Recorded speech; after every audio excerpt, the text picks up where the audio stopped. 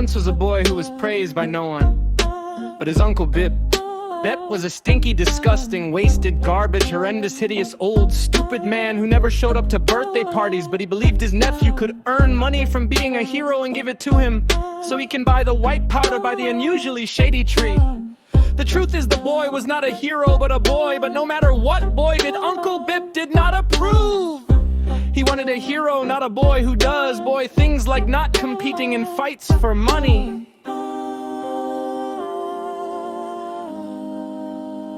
Chapter I, a great start. Swings a young boy named Will stands for Will the Fat Evil King. He lived in a humble village with tall porches, a popular style I guess, but what was unpopular was Will. He never had friends. He was always lonely, but Will liked that because he did not want to be popular like Mayor Yupkin, because he thought being popular meant smelling like mint, and mint was his least favorite color.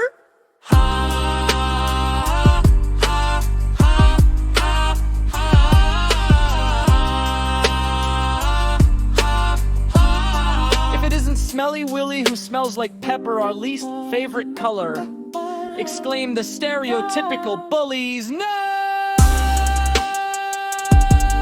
Said Will, who was very hurt by these words. Last but salute, the bullies vanquished in an instant. It was the capital tax collectors on their high-tech hoverboard and lurchers coursing through their veins like it is blood. What you do that for? Interrogative Will said, oh, nothing, just that their parents did not pay rent this hour. Says the strange cybernetic man on a hoverboard, acting like what he did was very just and deserved. Then the weird hover guy blitzed off at the speed of a hoverboard. Chapter 2, Gross Centipede. One day, Pep the old stinky one wanted a jug of water. Hey Willy, go to the river of good water and make sure to really not go into the forest of very bad water. Old stinky Bepler yelled. I will, said Will, I already know that, you little munchkin, just get out there. So Willy Billy began his journey of 25 miles. Will walk 25 feet before encountering his first problem: surprise attack. Bonk out came a young monk with a sneezy attitude. Oh, sorry, well, I thought you were one of those gross centipedes, my bad.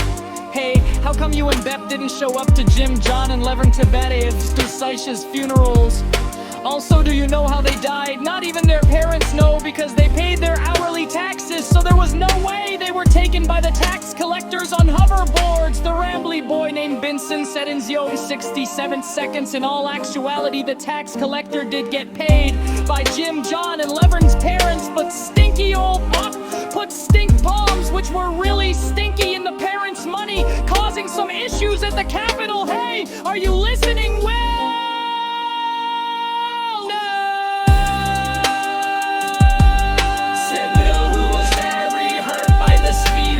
Words. Hey, are you off to get water? I can help you, I know a fun shortcut. Okay, said the Will, who was not put into his parents' will, so off they went, straight through the place Will was specifically told not to go, like almost every fantasy plot ever.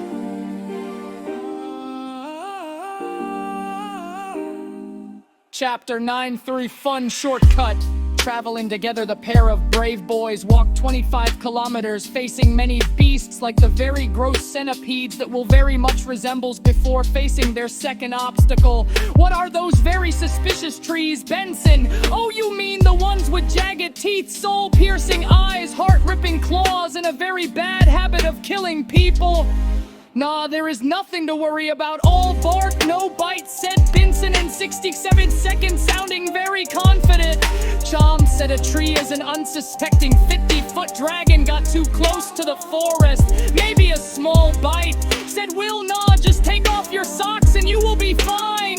The trees don't like things that start with is okay. Then Will jumps head first into the forest. See, it works, exclaimed Benson. The truth was that his socks were Bep's, which caused all the trees to die from Will of foot odor. Okay, me next. Then Benson jumps head first. It worked for me too. The truth was all the trees died to Will's very stinky, smelly, spuddling foot odor. Don't worry, unpopular Will, I will lead the way. The two traveled into into the woods until they found a very strange creature. Look at the friendly fairy Benson! Oh no! What Benson? That is no fairy, that is a dolphin. Oh no!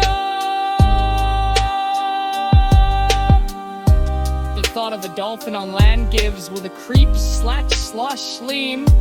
The dolphin opens his mouth to approximately 67 feet wide with 67,000 teeth and swallows.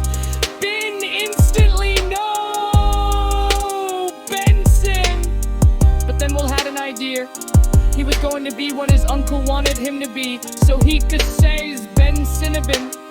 Right away, Will gets out his toy stick because Beth couldn't afford a real one and threw it high into the sky, landing straight into the dolphin's blowhole, causing a critical hit, ending the creature instantly. Boom! Benson pops out like nothing happens. Yay says, Will, thanks. Will, you're welcome. Says Will, how heartfelt. They managed to make it through the shortcut, saving them.